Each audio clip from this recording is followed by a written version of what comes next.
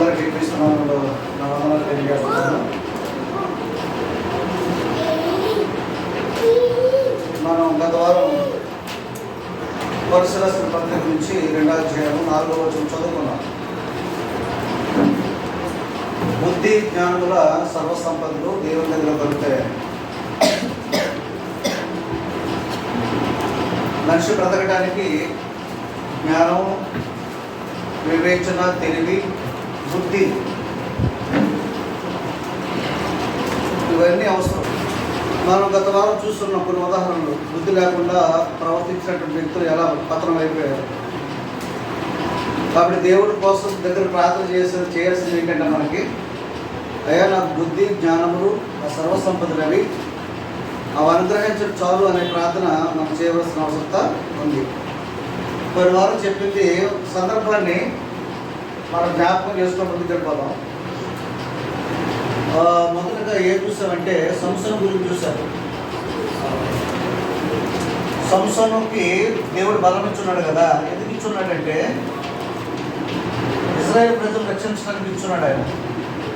ఆయన బలమంతా ఆ వెంట్రుకల్లో ఉంది. ఎప్పుడైతే బుద్ధి లేకుండా ప్రవర్తించి ఒక స్త్రీని మోహించున్నాడో దేవుడు ఏం చేశాడంటే తనకున్న బలమును తీసివేశాడు. శక్తిని కూడా, బలము లేదు ప్లస్ శక్తి లేదు అతని దగ్గర.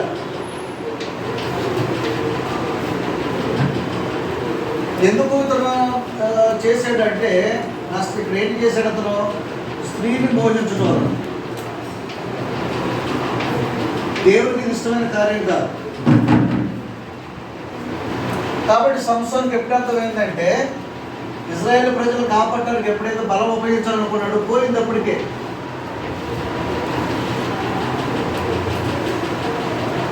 కాబట్టి దేవుడికి ఇష్టమైన కార్యక్రమం అనమాట ఇది. బుద్ధిలేనితనం అన్నాడు ఆయన. అప్పుడు గుర్తించాడు సంసోను, ఓహో దేవుడు నన్ను విడిచిపెట్టేశాడు. అందువల్ల అనమాట, అంటే తను ఏ పని మీద బయలుదేరాడు, ఏ పనికి వచ్చాడు చూడండి. తన పని ఏంటనమాట ఇశ్రాయేలు ప్రజలు కాపాడటానికి. కానీ ఎక్కడ దిగజారిపోయాడంటే ఇక్కడ దిగజారిపోయాడు. దేవుడు బలము శక్తిని ఎందుకు ఇచ్చాడు, వాళ్ళు కాపాడటానికి అంటనమాట. ఎప్పుడైతే బుద్ధిని ప్రవర్తించాడో అతను ఏమయ్యాడు, ఫలితం చనిపోయాడు.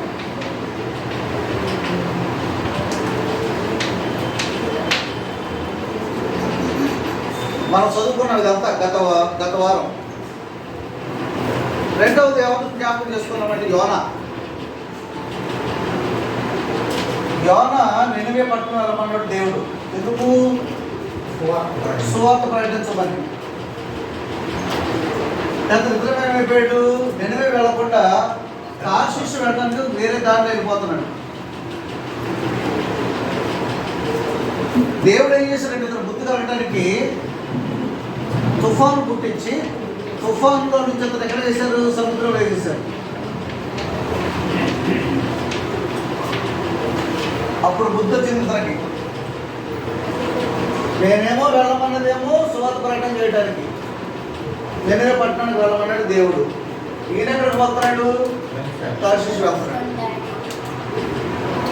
అంటే దేవుడు చెప్పింది చేయకపోవడంలోనే బుద్ధిహీనత కనిపిస్తుందని అర్థం. దానివల్ల నష్టం ఏంటి, సముద్రంలో పడేసాడు, తీసుకొచ్చాడు. కానీ చనిపోలా. కానీ ఎక్కడికైతే వెళ్ళమన్నాడో తిరిగి అక్కడికే వచ్చాడు. ఎప్పుడు బుద్ధి వచ్చినప్పుడు. కొంతమందికి అవకాశం ఉండదు, కొంతమందికి అవకాశం ఉండదు పాపం.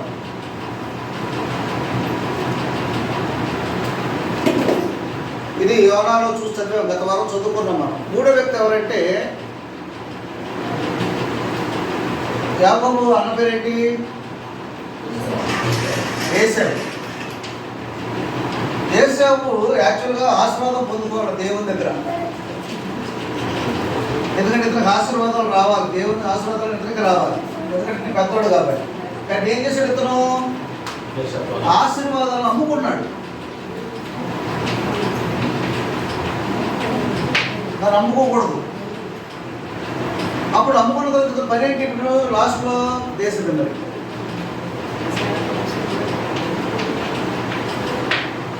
భ్రష్టుడు ఏ పదాలు వాడాడు ఆయన. తర్వాత బుద్ధి వచ్చినప్పుడు నాకు ఆశీర్వాదం కావాలని అడిగాడు, దొరకలా. నేను మళ్ళీ చెప్తున్నాను, కొంతమందికి బుద్ధి వస్తే దొరుకుతాయి, కొంతమందికి దొరకవు. సంశోధన దొరకలేదు, ఏ సేవ దొరకలేదు. ఫిబ్రవరి పత్రిక 12 వచ్చాను.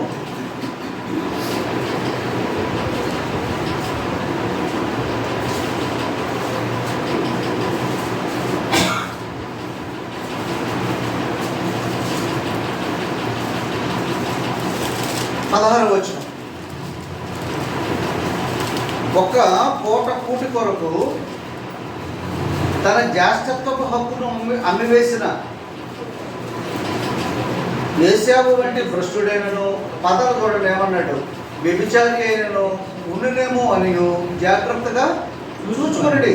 అంటే హెబ్రీలో ఉన్నట్టు క్రైస్తవులు చెప్తున్నాడు ఆయన. 17 వచనం. ఏశావు ఆ తర్వాత ఎప్పుడు బాగుపడిన తర్వాత బుద్ధి వచ్చినప్పుడు ఆశీర్వాదం పొందగోరి కన్నీటి విడుచుచు దానికోసం శ్రద్ధతో వెతుకున్నాను. దేనికోసం? ఆశీర్వాదం కోసం శ్రద్ధగా వెతుకుతున్నాడు. అయినప్పటికీ మారు మనసు పొందిన అవకాశం దొరకక విసర్జింపబడినని మీరు ఎరుగుతురు. మారు మనసు పొందే అవకాశమే ఇవ్వలేదు. అంటే కొన్ని పనులు అలా ఉంటాయన్నమాట. అంత భయంకరంగా ఉండే పరిస్థితి. అందుకే చాలా జ్ఞానంగా, చాలా ఆలోచన చేసి మనం ఏదైనా చేయాలని చెప్పి దానికోసమే.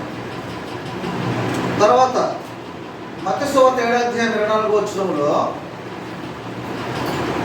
మత్తయి సువార్త 7వ అధ్యాయము 24వ వచనం.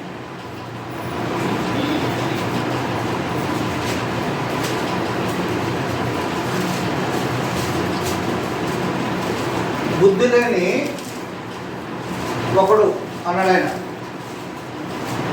7వ అధ్యాయం 24వ వచనం. కాబట్టి ఈయన మాటలు విని వాటి చొప్పున చేయు ప్రతి వాడును బండ మీద తన ఇల్లు కట్టుకున్న బుద్ధిమంతుని పోలిను.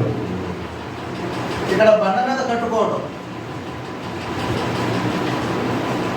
కొంతమంది ఇసుకలో కట్టుకోవడం.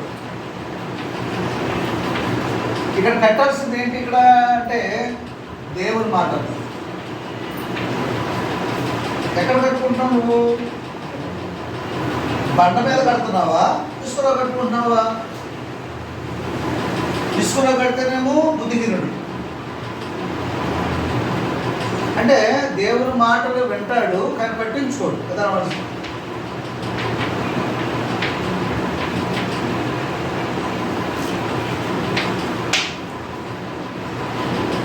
బుద్ధిమంతుడైతే వింటాడు, బుద్ధిహీనుడైతే పట్టించుకోడు. వాడిని ఏమన్నాడంటే ఆయన ఇసుక అన్నాడు, బండ అన్నాడు, 2 పదాలు వాడాడు ఆయన. 25వ వచనం. వాన కురిసెను, వరదలు వచ్చెను, గాలి విసిరి ఇంటి మీద కొట్టిన కానీ దాని పునాది బండ మీద వేయబడిన కనుక అది పడలేదు. మరియు నా మాటలు విని వాడు చొప్పున చేయని ప్రతివాడు ఇసుక మీద తన ఇల్లు కట్టుకున్న బుద్ధిహీనుని. వారు కురిసెను, వరదలు వచ్చాను, తర్వాత గాలి విసిరి ఇంటి మీద కొట్టాను, అప్పుడు అది కూలబడాను. అందువల్ల దేవుని మాటలు ఎవరైతే వెంటనే కాదండి, విన్నదాన్ని మనం ఏం చేయాలంటే ఆటోమేటిక్గా దాన్ని పాటించడానికి ప్లాన్ చేసుకోగలగాలి. లేకపోతే బుద్ధిహీనుడుగా మనం మిగిలిపోయే ప్రమాదం. ఇంకో వచనం చదివిన గుర్తుందో లేదు. ఒక సువార్త 15వ అధ్యాయం.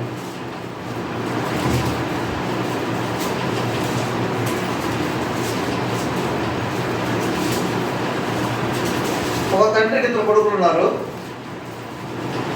అందులో చిన్నవాడు ఆస్తులు భాగం ఇవ్వమని తండ్రిని అడిగాడు. తండ్రి పంచిపెట్టేశాడు. 11వ వచనం 15-13. కొన్ని దినాల తర్వాత చిన్న కుమారుడు సమస్తము సమకూర్చుకున్నాడు దూరం వెళ్ళిపోవటానికి. కాబట్టి దూరదేశంలో ప్రయాణమైపోయి అతను తన ఆస్తిని ఏం చేశాడంటే అతను దుర్వ్యాపారం వల్ల పాడు చేశాడు. తీసుకెళ్ళిపోయాడు, ఖర్చు పెట్టేశాడు. అదంతా ఖర్చు చేసిన తర్వాత దేశం అంత గొప్ప కరువు రాగా వాడు ఇబ్బంది పడసాగి వెళ్ళి ఆ దేశస్తుల్లో ఒకరి చేత చేరాడు. అతను ఏం చేశాడు? అతన్ని ఫుడ్ ఫ్రీగా పెట్టలా, పందులను మేపుటకు తన పొలం వండిన వారిని పంపాడు. వాడు పందులు తిని పొట్టుతో తన కడుపు నింపుకొని ఆశపడిన కానీ ఎవరన్నా వారికి ఏమీ ఇవ్వలేదు. కనీసం పందులు పొట్టు కూడా అతను దొరకల. అందుకని వచ్చిన కీలకం. అయితే బుద్ధి వచ్చినప్పుడు అన్నాడు. బుద్ధి అయినప్పుడు ఏం చేసి అడుగుతున్నావు? ఆస్తిని అమ్మి దుర్వ్యాపారం పాడు చేశాడు.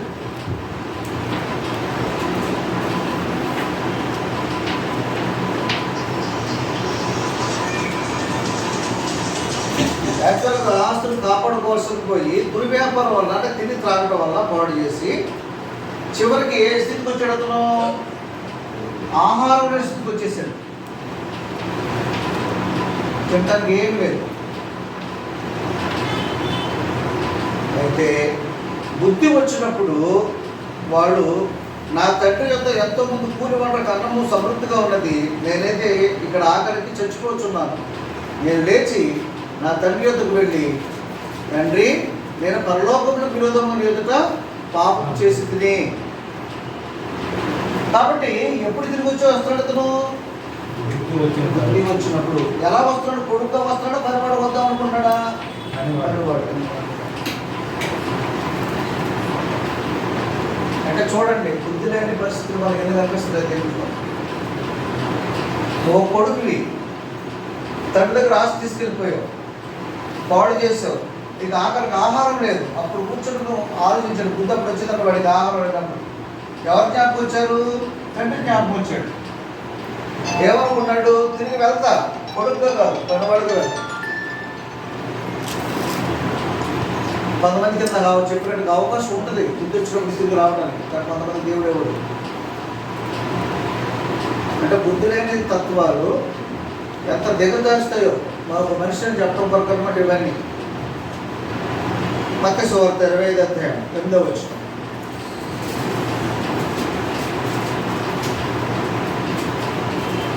మత్తయి సువార్త 25వ అధ్యాయం. ఇక్కడ బుద్ధి లేని కన్యకులకు గురించినటువంటి స్టోరీ ఉంది.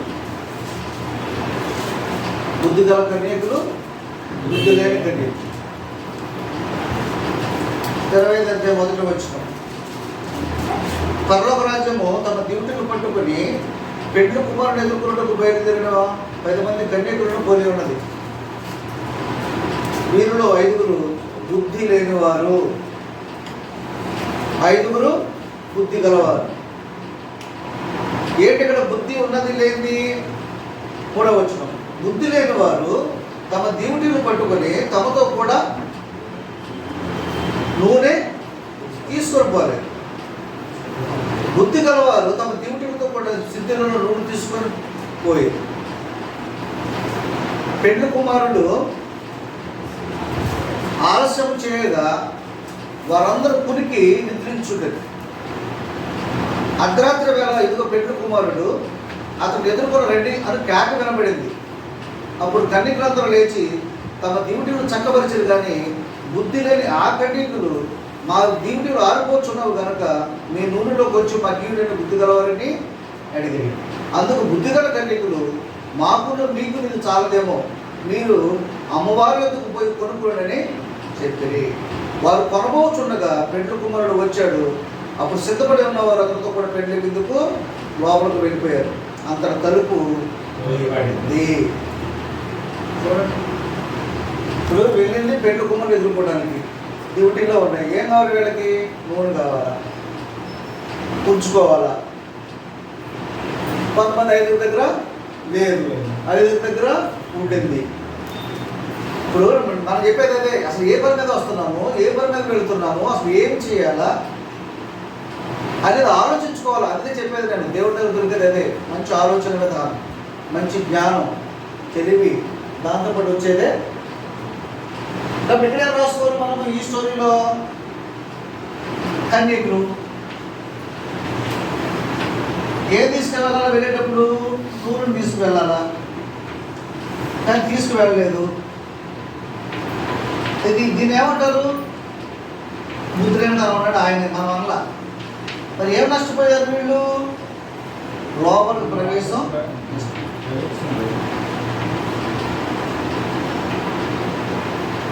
తర్వాత తలుపు పెట్టినా ఎవరు యేసుక్రీస్తు వచ్చి కింద వచ్చిన మీరెవరో ఎందుకు అన్నాడు అన్నమాట? బుద్ధి లేని తత్వాన్ని ప్రదర్శించాడు.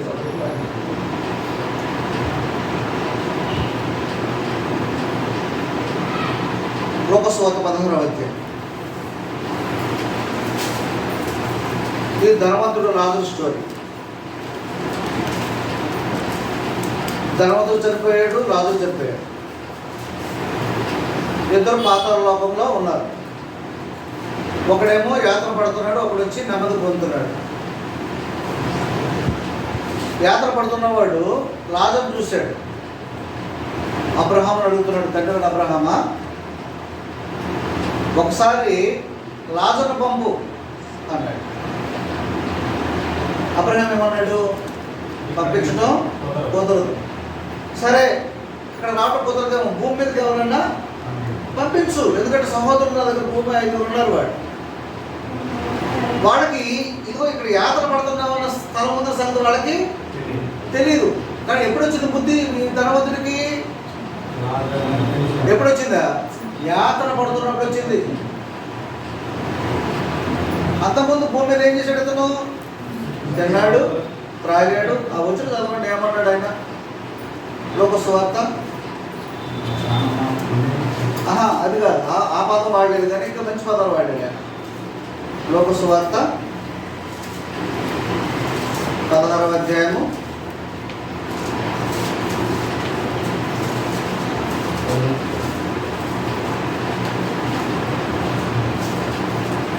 25 వచ్చిన చదువుతాం.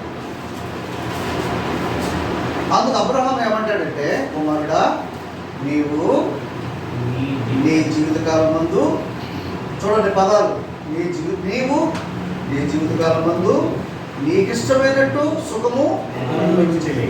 నీవు నీ జీవితకాలం అంతా నీకిష్టమైనట్టు సుఖం అనిపించావు. అంటే ఏంటి? ఇప్పుడు బుద్ధి రావాలంటే ఏం చేయకూడదు మనం ఇక్కడ భూమి మీద? మనం అనుకుందాం, నేను నా జీవితకాలం అంతా నాకు ఇష్టమైనట్టు సుఖము అనుభవించను. అది బుద్ధున్నవాడు ఆలోచించేది. బుద్ధుడైనవాడు ఏం ఆలోచిస్తాడు? నేను నా జీవితం నాకు ఇష్టమైనట్టు సుఖం అనిపిస్తా. అదనమాట బుద్ధి కాకపోవడం. నా ఇష్టమయ్యా, ఎవడు కాదంటాడు? నా ముందు తింటాను, నా ముందు పడుకుంటాను, నా ముందు వెళ్తాను, నా ముందు తాగుతాను. నేను ఎవరు అడిగానా? నువ్వు నాకు ఏమైనా ఇచ్చేవా అంటారు చాలా మంది. అంటారు ఉన్నది ఎందుకు ఉంది నీకు? తిని త్రాగడానికి కాదు, నీకు ఇష్టమైనట్టు జీవించడానికి కాదు. అదే అంటాడు ఈయన. నువ్వు భూమి మీద ఉన్నప్పుడు నువ్వు అలా జీవించావు కాబట్టి నీకు ఎక్కడికి వచ్చావు? ఇప్పుడు ఇక్కడికి వచ్చావు. ఇప్పుడు బుద్ధి వచ్చింది ధనవంతుడికి. అడుగుతున్నాడు, ఏమన్నా ఫలితం ఉందా? ఆఖరికి అడిగాడు, సరే నేను ఎలాగ నష్టపోయానులే, మా భూమి మీద మరి మాకు అన్నదమ్ములు ఉన్నారు, అక్కడ పంపమని వేడుకున్నాడు. 29వ వచనం. అందుకు అబ్రహాం ఏమంటాడంటే, వారి యొక్క మోషేయు ప్రవక్తలను ఉన్నారు, వారి మాటలు వినవాలని అతనితో అయ్యా, భూమి మీద ప్రవక్తలు బోధకులు ఉన్నారు, వారు చెప్పింది వినమనండి. అంతేగాని ఇక్కడి నుంచి అక్కడ వెళ్ళి చెప్పడానికి అవకాశమే. అప్పుడు బుద్ధి వస్తే ఏం జరిగిందండి? మన ఉపయోగం ఉందా? ధనవంతుడు జరగాల్సిన నష్టం. అందులో మనం నిరంతరం మన ప్రార్థనలో ఏమడగాలంటే, మనం నష్టపోకుండా మనం ఏమైతే ఏ జీవితం అయితే మనం ఎంచుకున్నామో ఆ జీవితం ఎలా గడుస్తుందో అందుకే అబ్జర్వ్ చేస్తూ ఉంటారు మనం అంతా. మరి ఇక్కడికి వచ్చేది ఎందుకంటే వాక్యం నేర్చుకోవడానికి. ఎందుకు వాక్యం నేర్చుకోవాలి? అబ్జర్వ్ చేసుకోవడానికి. మన ఎదురుగా అర్థం ఉంది వాక్యం అని అర్థం. మనం తప్పులు చేస్తాం, చేయమని మనం నేను చెప్పట్లా. చేసినప్పుడు ఏంటి ఇక్కడ అవకాశం అంటే, అర్థం ముందు నిలబడి ఏమైనా అనుకుందేమో చూసుకోవటమే. అది తప్పు తిట్టుకోవడం అర్థం. ఎప్పటివరకు అవకాశం మనకి? చచ్చిపోయే లోపల. చచ్చిపోయిన తర్వాత కుదరనే కుదరదు. మనకు అవకాశం ఉంది. పాపం సంవత్సరం లేదు, పాపం ఏసేవకు లేదు, దుస్తులో పెట్టుకోవడానికి లేదు, తప్పని కుమారుడికి ఉంది అవకాశం మళ్ళీ. కానీ కన్నీకు లేదు. బట్ మనకు మనమే పర్ఫెక్ట్ కాదు, ఇప్పటికీ కాదు. కానీ ఎందుకు ఇస్తాడు దేవుడు అవకాశం అంటే, బుద్ధి తెచ్చుకుందామని. అందుకే చెప్పాడు ఆయన, జ్ఞానము, బుద్ధి, సర్వసంపదలు దేవుని యందు గుప్తమై ఉండండి. వాటిని వెలికి తెచ్చుకోవాలి మనం. 2 రోజుల గ్రంథం 5వ అధ్యాయం 26వ వచనం. నయమాను స్టోరీ తెలుసు మీకు. ఎలీషా దగ్గర ఎలీషా ప్రవక్త అతని దగ్గర పనిచేసేవాడు ఒక ఆయన ఉన్నాడు, పేరు గేహజీ. నయమాన్ వచ్చాడు ఎలీషా దగ్గరికి కుష్ఠరోగం పోగొట్టుకోవడానికి. ఎలీషా చెప్పాడు పలానా చోట మునిగిరాని. మునుగు వచ్చాడు, అతను చక్కగా ఆరోగ్యవంతుడయ్యాడు. కానీ ఎవరు పుట్టిన దురాశ? గేహజీ పుట్టింది. ధనం సంపాదించుకోవాలని ఆయన దగ్గర పరిగెట్టుకెళ్ళాడు, ధనం తీసుకున్నాడు, ఇంట్లో దాచిపెట్టాడు, తన గురువు దగ్గరకు వచ్చి నిలబడ్డాడు. అది స్టోరీ. 26వ వచనం 5వ అధ్యాయం 2వ రాజులు 5వ అధ్యాయం 26వ వచనం.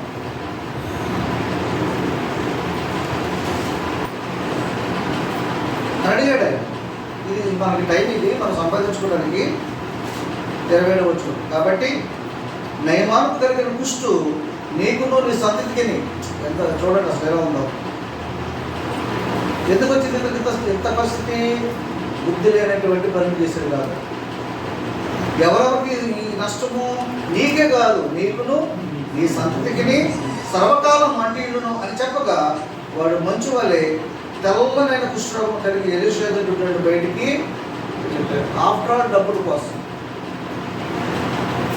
బుద్ధి లేని తనం చేశాడు. కాబట్టి ఎంత నష్టపడి చూడండి. చిన్న చిన్న పొరపాటు, మామూలుగా చిన్న పొరపాటు, కానీ ఎలీషా దృష్టిలో ఏంటి? ఎంత పొరపాటు. పోనీ ఏమన్నా బుద్ధి తెచ్చుకుని టైం ఇచ్చి ఉందా? లేదు. కుష్ఠ వెంటనే వచ్చింది, వాడికే కాదంట, వాడి కుటుంబ సభ్యులు అందరికీ వస్తుంది.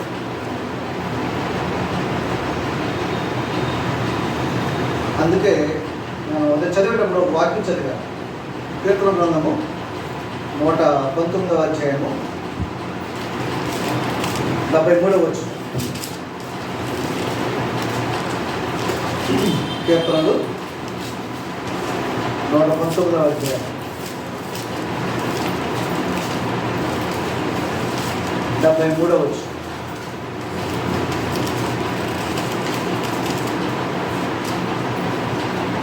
నీ చేతులు నన్ను నిర్మించి నాకు రూపు ఏర్పరచండి.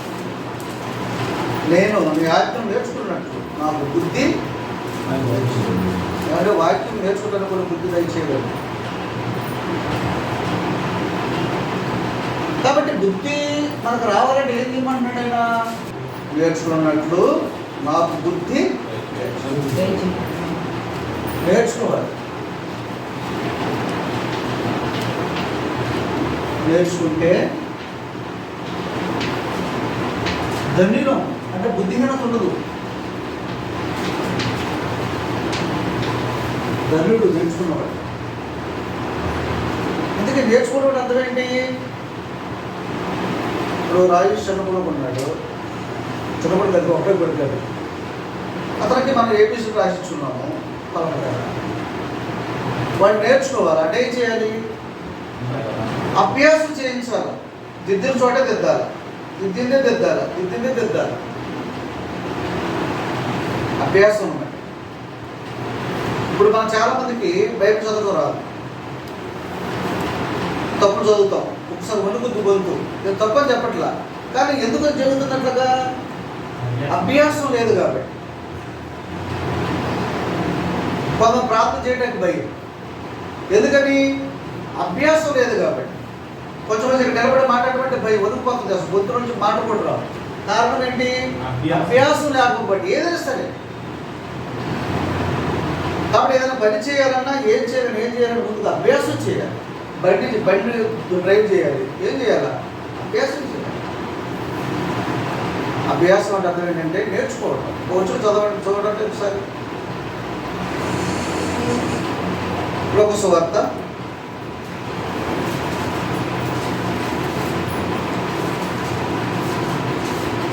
11వ అధ్యాయము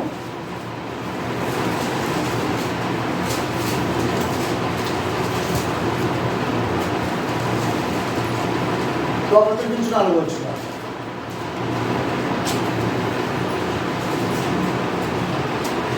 ఆయన అంటే యేసుక్రీస్తు ఒక చోట ప్రార్థన చేయించుండను. ప్రార్థన చాలించిన తర్వాత ఆయన శిష్యుల్లో ఒకడు, ప్రభువా, యోహాను తన శిష్యులకు నేర్పినట్టుగా మాకును ప్రార్థన నేర్పుదని ఆయన అడిగాను. మనం నేర్చుకోవాల్సిన దాంట్లో మొట్టమొదటిగా ప్రార్థన. ఎందుకని నేర్చుకుంటే కానీ రాదండి ఇది.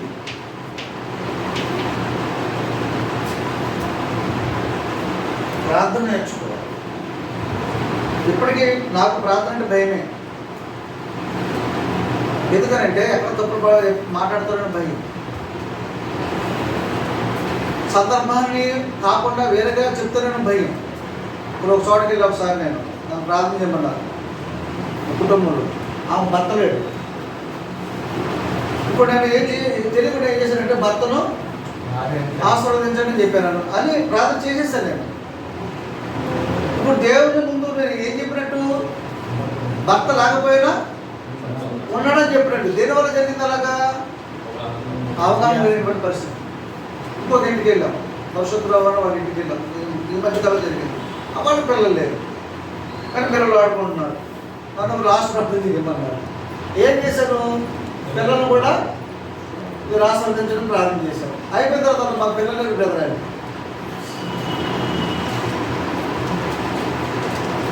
అందువల్ల ప్రార్థనకి చాలా విలువ ఉంది. నాకు నేనే ఎన్నోసార్లు అనుకుంటున్నాను ప్రార్థన చేయలేదు, ఎవరు చేయడం భయం నాకు. అయినా నేర్చుకోవాలి, తప్పదు. ఎందుకని? రోమపత్రిక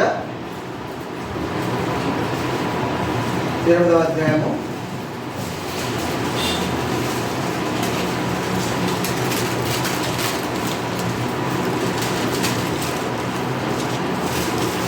26వ వచనం. అటువలే ఆత్మయు మన బలహీనతను చూసి సహాయం చేస్తున్నాడు. ఎలాగనగా మనం యుక్తము ఎలాగూ ప్రార్థన చేయవలనో మనకు తెలియదు. కానీ ఏంటంటే పౌలు చెప్తున్నాడు, మనము యుక్తము అంటే అర్థం ఏంటంటే అడగవలసిన దానిని అడగవలసిన రీతిలో అడిగి పొందడం. అలా చెప్తున్నాడు. యుక్తం అంటే అర్థం ఏంటంటే అడగవలసిన దానిని అడగవలసిన రీతిలో అడిగి పొందడం. ఒక కరెక్ట్ దగ్గర నుంచి మనం ఏమైనా తెచ్చుకోవాలా? ఎలా అడుగుతాం? కరెక్టర్ గారు అప్లికేషన్ పెట్టి వారమైంది, కరెక్టర్ గారు ఇప్పుడు మీరు ఏమి దాని చేయలేదంటే ఏమంటారు? కరెక్టర్ గొడ్డలతో పిలిచి బయటకు కట్టమంటారు. కాబట్టి మన ముందున్నది ఎవరు? ఒక కరెక్టరా? నువ్వేం అడుగుతున్నావు ఆయన్ని?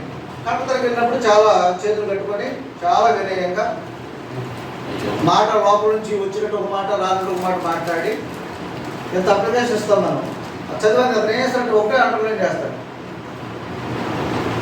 ఇంపార్టెంట్ది అండర్లైన్ చేస్తాడు, మిగతాది ప్రక్కన పెట్టేస్తాడు. కాబట్టి కలెక్టర్ దగ్గర నుంచి మనం ఏదైనా తెచ్చుకోవాలంటేనే ఎంతో తీసుకుంటాం, వాళ్ళు దగ్గర పెట్టుకుని ఉంటాం. ఒక ఎంఆర్ఓ లేదా ఒక తండ్రి లేదా ఒక భర్త, నువ్వు ఎవరిని అడుగుతున్నావు, ఏం అడుగుతున్నావు, అది నువ్వు పొందుకోవాలంటే ఎలా అడగాలో నువ్వేం చేయాలా నేర్చుకోవాలి. నువ్వు తండ్రి దగ్గరకు వచ్చాడు, కొడుకు అవసరం 100 రూపాయలు, ఎలా అడగాలి? అడగవలసిన రీతిలోనే అడగాలి. అడగవలసిన రీతిలో అడిగాడు అనుకోండి, ఏమంటావా డబ్బా నా కొడుకైనా సరే వాడి అడగవలసిన రీతిలో అడగాలి. డాడీ 100 రూపాయలు డాడీ ఇది కొంటే ఇది ఉపయోగం అని చెప్తారు కదా. మనోళ్ళకి అట్లా అలవాటే లేదు. అసలు ఏం అడుగుతున్నారో తెలియదు, ఎవరు అడుగుతున్నారో తెలియదు. ఇదిగో బయటకు వెళ్తున్నావా, వచ్చినప్పుడు తీసుకురా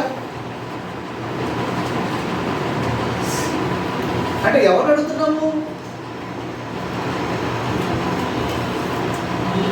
నేర్చుకున్నది ఏం లేదు మనకి. ఒక మామూలు మనిషి ఎంతో మనము అంతే.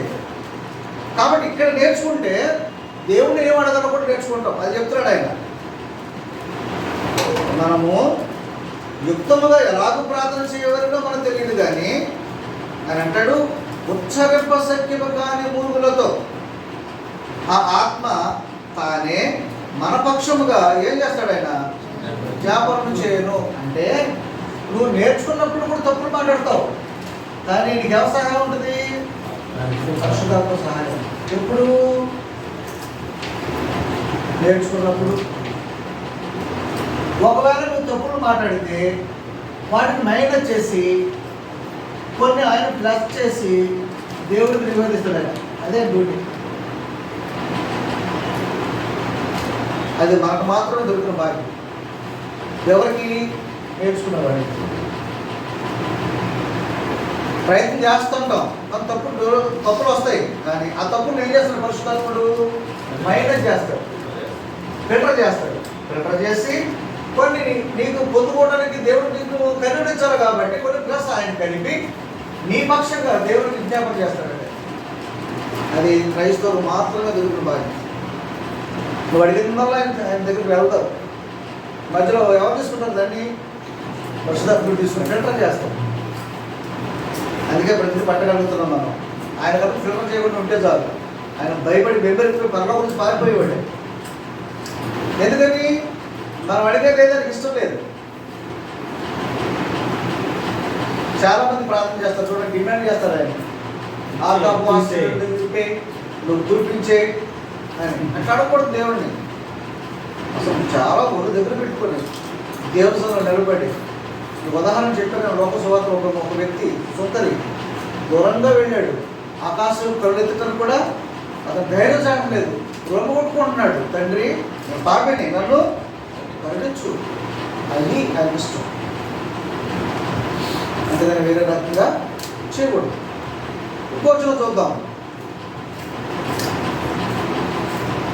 ద్వితీయోపదేశకాండం 5వ అధ్యాయం.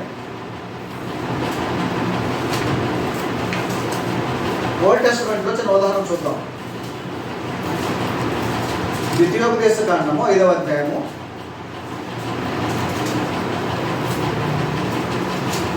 1వ వచనం. మోషే ఇశ్రాయేలునందరికీ పిలిపించి ఇట్లనెను,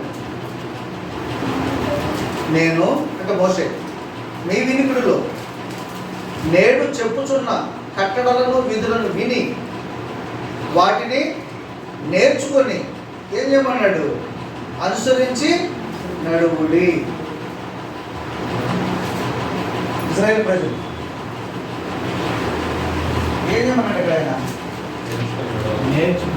ఒకటి నేర్చుకోవటం. ఏంటవి? విధులు, కట్టడాలు. నేర్చుకుని ఏం చేయమన్నాడు? రెండవది అనుసరించమన్నాడండి. కాబట్టి నేర్చుకునేది ఎందుకు? అనుసరించడానికి. నువ్వు అనుసరించిందే నువ్వు నేర్చుకోకూడదు. నువ్వు అనుసరించకూడదు అనుకున్నావా? అసలు నేర్చుకోబాగా. కానీ నేర్చుకున్నామంటే దేనికన్నమాట? అనుసరించ. ఒకరు నేర్చుకున్నావు, అనుసరించలేదు, ఏం జరుగుతుంది? దేవుడి దగ్గర నుంచి ఎడబడు. ఎంతోమందిని చంపేశాడు ఆయన.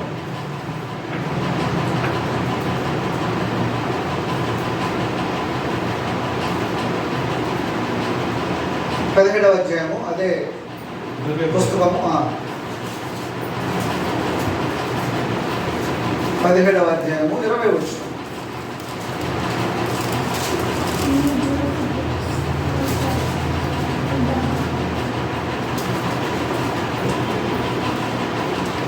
పొద్దున్న చదువుతాను. అసలు మీరు 14 చదువుకొని ఇంటిన తర్వాత మీకు అర్థమవుతుంది. మీరు ఎవరో ఇంట్లో చదవలేము. చదువుకుంటే తప్ప దీనికి దాంట్లో అర్థం కాదు. ఎవరైనా సహోదరుల్లో రాజుగా చేసుకుంటానంట, వాళ్ళ గురించి మాట్లాడుతున్నాడు. రాజుగా ఉండవలసిన వ్యక్తి అలా ఉండాలని చెప్తున్నాడు.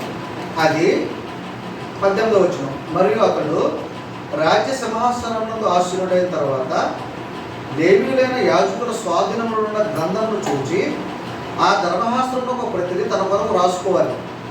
19వ వచనం. అది అతని యొక్క ఉండాలి. ఏంటి? ధర్మశాస్త్రం యొక్క ప్రతి.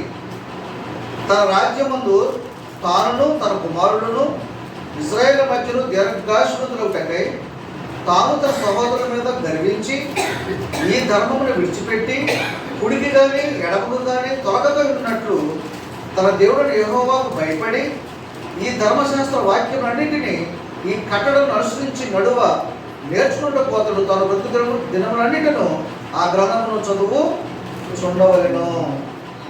నేర్చుకోవాలి, అనుసరించాలంటే ఏం చేయాలి? పైన చదవాలండి.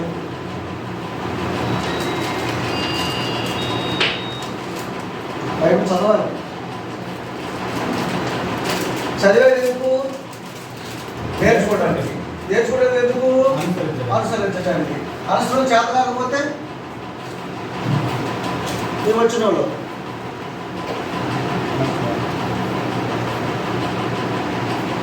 22వ వచనం చెప్తున్నాడు, తాను తన సహోదరుల మీద గర్వించి ఈ ధర్మమును విడిచిపెట్టి, ఏది నువ్వు చదువుతున్నవే అది విడిచిపెట్టి కుడికి కానీ ఎడమకు కానీ తాను తొలగకున్నట్లు. కాబట్టి నువ్వు చదివావు, నేర్చుకున్నావు, అనుసరించట్లేదు. నీలో ఏముంది? గర్వం. గర్వం ఉంటే ఏ రిజల్ట్ ఏంటి? నాశనం. అంటే నేర్చుకోవడానికి అంత పెట్టాడు చూడండి. ఏదైనా సరే, ఎవరైనా సరే, ప్రార్థన నాకు రాదు, నేను నేర్చుకోవాలి. నేర్చుకోవడం అంటే ఎక్కడ దొరుకుతుంది? చదవాలి. నేను మీకు అందరికీ చెప్తున్నాను, మీరు ప్రార్థన చేసేటప్పుడు ఎవరైనా మీరే కదా, నేను కూడా సందర్భాన్ని గుర్తుపెట్టుకోవాలి. రొట్టె అయితే రొట్టె కొరకు, ద్రాక్షరసం అయితే ద్రాక్షరసం కొరకు, ఫస్ట్ ప్రార్థన అయితే ఫస్ట్ ప్రార్థన కొరకు, ముగింపు ప్రార్థన అయితే ముగింపు కొరకు. అది నేర్చుకోవాలి. ముందు బైబిల్ చదవాలి. కాబట్టి చదివి నేర్చుకొని అనుసరిస్తే నీకు మేలు. నువ్వు అనుసరించట్లేదు, నీరేముంది? గర్వం ఉంది. గర్వం నేను ఎక్కడ తీసుకురాతుంది? నాశనం తీసుకెళ్ళిపోతుంది. దేవుడు నీకు ఏమైపోతాడు? దూరం అయిపోతాడు. 31వ అధ్యాయం అదే పుస్తకం.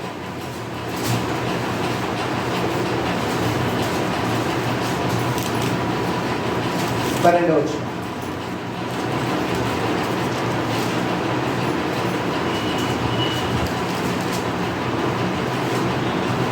మీ దేవుడైన యెహోవాకు భయపడి భయపడి భయపడి భయపడి అంటే ముందు భయం ఉండాలి దేవుని పట్ల.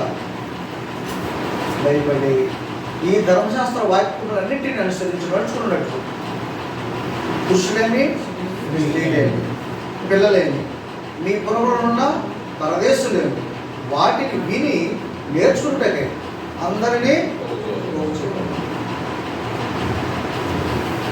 అందరూ పోగోవాలట. ఎందుకు? నేర్చుకోవాలి. నేర్చుకోవాలంటే చదివేవాడు కావాలి. చదివేవాడు ఉంటే వినేవాడు కావాలి. అంటే నిన్ను కూడా ఒకటి నేను చదవడం చేత కాదు, కానీ చదివేవాడు దగ్గరికి వెళ్ళి వినాలి. విని నేర్చుకోవాలి. నేర్చుకున్నదాన్ని అనుసరించాలి. అనుసరించకపోతే గర్వంతో నశించిపోతుంది. ఆఖరికి దేవుడు నిన్ను దూరంగా ఇక్కడ దాపుతాడు. కాబట్టి నేర్చుకుంటే ధన్యం. ఇప్పటికే నేర్చుకుంటుంటాం. కొన్ని సంగతులు చాలా వరకు నాకు తెలియదు, ఎవరు చెప్తే నేర్చుకుంటాను. నేర్చుకోవడం అనేది నిరంతరం ప్రక్రియ. అది చచ్చిపోయే వరకు మనం నేర్చుకుంటూనే ఉండాలి. నాకు తెలుసు అంటానికి వీల్లేదు. బైబిల్ దగ్గర మహాజ్ఞానం, మహా గొప్ప పుస్తకం లేదు. ఎన్నో సంగతులు దీంట్లో ఉన్నాయి. నాకు తెలిసిన చిన్న కొద్ది విషయాలు ఎక్కువ పడుతుంది. ఇప్పటికీ ప్రార్థన చేయడం రాదు, ఇప్పటికీ మనం మాట్లాడటం రాదు, ఇప్పటికీ మన యాటిట్యూడ్ ఇతరులకు నచ్చదు. ఎన్నో లోపాలు ఉన్నాయి. కానీ ఇవన్నీ ఎందుకు దేవుడు మనకి ఇస్తాడంటే సరిదిద్దుకోవటానికి. అంతేకాని గర్వంతో ఉండమని కాదు. తప్పు చేశాను నేను, ఖచ్చితంగా తగ్గిపోవాల్సింది తప్పదు. కానీ తప్పులు మళ్ళీ ఎక్కువ చేసుకోవడానికి గర్వంగా ప్రవర్తించకూడదు, నాశనం ప్రవర్తించకూడదు. బ్రదర్ తప్పు చేశాను నీ పట్ల, అమ్మ తప్పు చేశాను నీ పట్ల, అమ్మ నేను చేసిన తప్పు అది ఒప్పుకోవడం వల్ల అదే పెద్ద నష్టం కాదు. దానివల్ల దేవుని దృష్టిలో ఎలా ఉంటారో తెలిసినా చాలా హైలో ఉంటాం. కానీ చేసిన తప్పునే మనమే సమర్థించుకొని మనమే చేసుకుంటే దేవుని దృష్టిలో ఏమవుతావు? నాశనం. అందువల్ల నేర్చుకోవడం తప్పు కాదు. ఎంత దేని కొరకు నేర్చుకుంటే ఏమొస్తుందని చెప్పే బుద్ధి, జ్ఞానము, ఇంకే పదం వాడాడు, సర్వ సంపదలు. దేని ఎంత గుర్తున్నాయి?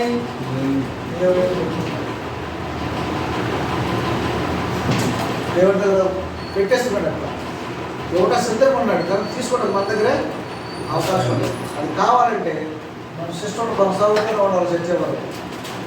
కాబట్టి మాటలు ఇచ్చిన తర్వాత ఒకసారి రెఫరెన్స్ జ్ఞాపకం చేసుకొని చదవండి.